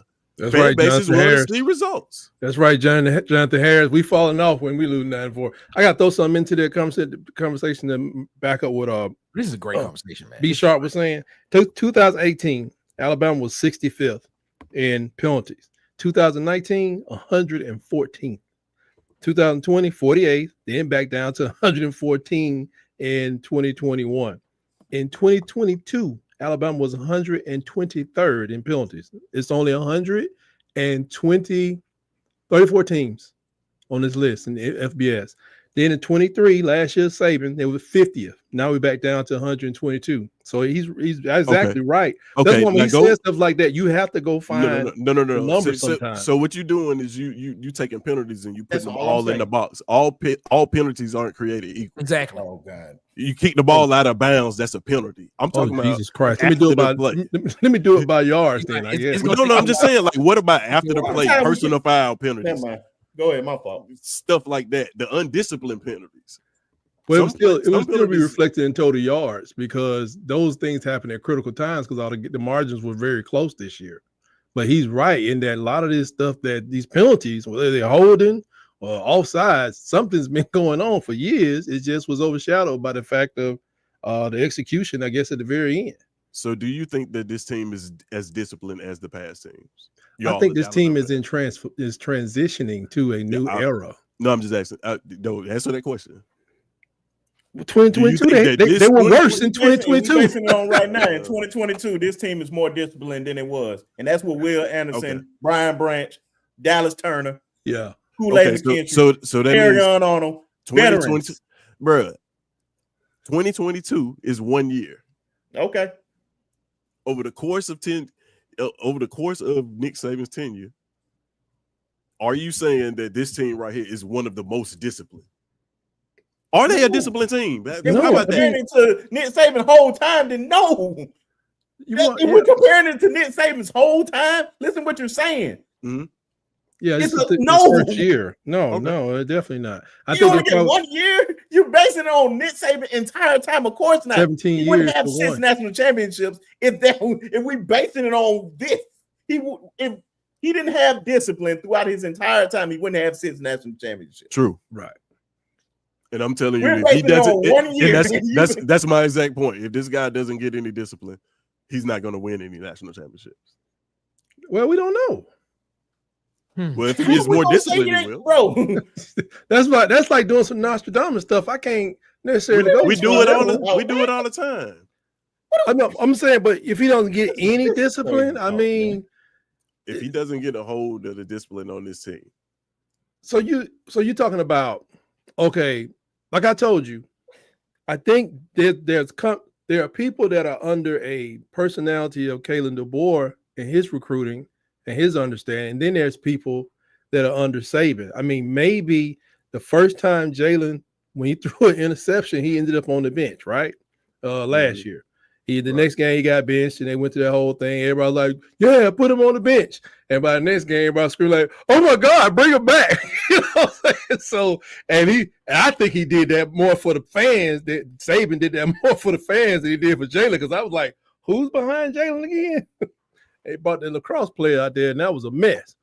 So this year, I mean, he probably was like, we can't stick Ty out there. I was like, I don't know who they wanted to put in the game to run that offense. Mm-hmm. I mean, maybe they could have threw him over Ty, but I'm like, if they're gonna be calling all this running stuff, Ty is faster than your boy, but I don't think he nowhere near as fast as Jalen Milroe. You know, He's got speed, but he ain't running 21.9 miles an hour. Man, that proved it, but that ain't that. Right. Ain't nothing but ain't nothing. What's that? No, I'm talking about what he said. I was just Oh, yeah. Okay. Anybody knew that watch football, like, oh, okay. And literally the first touchdown, he is a frame for history, just reaching out, touching air. He's gonna be a pitch on this wall soon. What you talking about? Who you talking about? DeMarcus Riddick. Oh, I just want. No, I was Somebody must just have saying. said it in the chat or something. Oh no, he's talking. Yeah, but I mean, he's yeah, like I said, DeMarcus Riddick in the Iron Bowl. If we had got rid of, if we had gotten Ty Simpson out there, and you were going to run those same plays, like Jalen was just not as accurate. But I just wonder why Ty Simpson wasn't. I just trust the coach to say that guy can't go out there, because I thought Jalen played hurt at times too, especially at Tennessee. And he was missing people because he didn't run as much. But I'm just guessing. We're not turning this into an Alabama pod. It's always Alabama pod. That's what happened. You got 18 championships. They seem to rise to the front of the show. Water Cooler Talk podcast, it ain't. I tell you that. It run to the front of the show when it's like we can't help it. Not when you're on the Water Cooler Talk podcast. Nope. Just saying. This is Auburn. Where's Auburn? We are not talking. Where's Auburn? Come on, it's an Auburn, Alabama podcast. Not happening tonight. I tell you, that is not about to happen tonight. It's an Auburn, Alabama podcast. Y'all in Alabama, right? Yeah, we ain't worried about that. We ain't worried about no Tuscaloosa, Alabama. We run this state. Yeah. We are not talking. We are not talking Alabama all night in this podcast. That is not about to happen. Jay-Z run New York. Alabama run Alabama. I mean, I'm sorry. Y'all in Alabama. Let's go ahead and get the final question in before we get up out of here. Question. Man, these guys are hot. What you talking about? What? Jesus Christ. They can't even say the others. They don't even like addressing their letters. Postman be like, the man talking about Auburn. The man talking about. What are you talking about? It's like Auburn and some numbers. That's all they see on their stamp. They don't never put the state down there. Anyway, they're like Auburn is his own state. Anyway, I'm gonna ask y'all this question, man. Who y'all think won the national championship? Right now, you got Ohio State will play against Texas, and then you got Penn State versus Notre Dame. Who y'all got winning? I'm bad at this, so I'll go first. I think. Yeah. So I said Penn State playing Notre Dame, right? Yep. I think I'm kind of hoping that Penn State can win, because I'm kind of like DC. Texas win, it would be weird to me. But then again, do I need Texas to win to prove something to me? No. I guess I just go with James Franklin, man, because I don't. I'm bad at this stuff. I got to see the next two games and then determine who the last one is. All right, B-Char, who you got? Man, I've been saying this since day one. The most talented team in the country is the Ohio State Buckeyes. With the only question that I had throughout the whole year, well, I say that day one, is Will Howard. Because I've seen what Will Howard do. If anybody just go back last year, I just want, whenever y'all get the chance, just go back and look at the end of the Texas game, Kansas and Texas game, and watch what Will Howard did. You will understand why I said I was worried about Will Howard going to Ohio State. But yeah, it's the end of the Texas and Kansas State game. But it all depends on Will Howard. This team is the most talented team in the country. They're fully loaded. They literally have no weak spots. Everything is fully loaded everywhere. If they playing on their game, which they've been playing the last two games, we see what they can do. This is no surprise to me, especially if you add Chip Kelly to the element. It only is going to explode with that type of talent, especially with Jeremiah Smith, Ibuka, and Carnell Tate. Then you got Quinshon Judkins, and you got Travion. Is it Travion Henderson? I think so. But yeah, Sonny Styles and Caleb Downs and all them boys back there. I don't see nobody beating them boys. But if Texas somehow beat Ohio State, Texas will win. But I got Ohio State. All right. Tez, who you got, man? I'm gonna go with Ohio State. They playing the best right now. Mm-hmm. It's simple as that. They playing their best football at the right moment. And I don't trust any of the teams on the other side of the bracket to beat Ohio State. Or no, I don't know. Maybe Penn State would match up well against Texas, but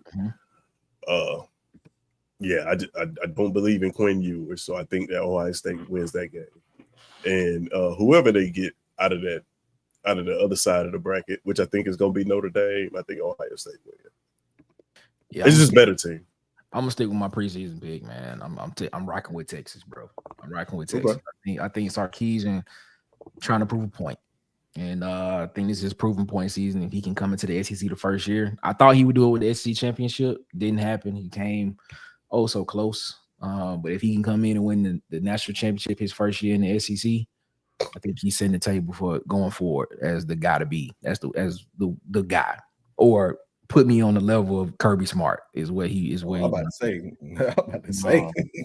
Well, Kirby only got 2, so I mean, if he wins this year and then win next year, or win another one before Kirby, anybody can win 1. It's hard to win 2. All right. Sure. All right. It's even harder now, though. Exactly. All right, be sharp. Tell them where they can find you at, boss man. Hey, you already know where they can find me at, my brother. You already know where they can find me at. The True Alabama Fan to the fullest, an Alabama channel, the Sharpshooters Podcast. Make sure you people follow the Sharp, subscribe to the Sharpshooters Podcast on YouTube. It's in the comment section. Appreciate all y'all support. Especially, I want to give a shout out to Bubba, man. Bubba been going back and forth with me all night. I agree with some things. I don't agree with a lot of things, but he's still a real one. Jonathan Harris, you a real one too, my brother. If you're not subscribed, man, be subscribed, because I would love to have you as a subscriber, because you got common sense. But always shout out to my guys, Tez, Jason, DeHaven, Quint, Arlon. We the Wu-Tang clan of the YouTube world and all that. Shout out to Nick and Marcus. Marcus not here with his Auburn self. No shots. And shout out to Tyke and everybody. Appreciate everybody, man. Always good time with these boys. The one and only, the talking chief himself, Tyke Sports. What's up? Well, Tyke Sports, YouTube, Facebook, Blue Sky, and sometimes you can catch me out there on X, but I'm at Tyke Sports Talk. Be sure, wherever you're watching this, be sure to poke that like button right in the eye. Please poke that like button. Subscribe to these channels, because, you know, we're giving y'all different perspectives. Even Alabama fans don't agree on everything. And like he said, like, you know, Sharp said, like, you know, 35% of y'all need to go away anyway. Because 35, 75. See, we don't even agree about that, but I'm leaning toward him. What he got to say? But so, I appreciate you having me on there, Nick, man. Tez, I love to listen to you, man. I can't understand why you can't just say Auburn, Alabama is where you live. I mean, where your fandom lives. So, you know, gotta get Auburn, Alabama. It's one place. But yeah, it's been a good conversation. Let me know if y'all want to do it again. God bless everybody. Yes. Hey, can I say one more thing, Nick? Is real quick. Shout out to my favorite supporter, Miss Janet. Outside of my wife. But Miss Janet, appreciate you and all your support. Thank you as always. I gotta make sure I always show you love, because you always show me love. That's all, Nick. All right. And the fan favorite himself. What's up, Tez? What's happening? Shout out to everybody, man. I appreciate you for having me, Nick. Always a pleasure. Talking with B Sharp, talking with Tyke. You can find me here. Proto Imagery down there somewhere. Protoimagery.com, or you can find me on the Sharpshooters Podcast, bringing some logic to the situation and all of this Alabama standard crap. Like you can find me debunking all of that on Sharpshooters Podcast. That's what haters usually do. Oh, that's what haters usually do. Just frank me right at the end. It's cool. And ladies and gentlemen, man, we are the Water Cooler Talk Podcast, man. One half, I'm Nick Frazier. My co-host Marcus is not here tonight. If you would, we appreciate you, man. Follow us on Twitter X at CoolersPod23. Follow us on Instagram and TikTok at the Water Cooler Talk. On Facebook, follow us at Water Cooler Talk Podcast on Facebook, and of course, subscribe, like, and share to the Water Cooler Talk YouTube page. here on YouTube and hit the notification bell so you know when we post videos. We talking Auburn football and we talking SEC news. That's what we talk about on the Water Cooler Talk podcast. Hit the subscribe button, hit the notification bell if you want to rock with us there. We go live every day, Monday through Friday at 7 p.m. Central Standard Time.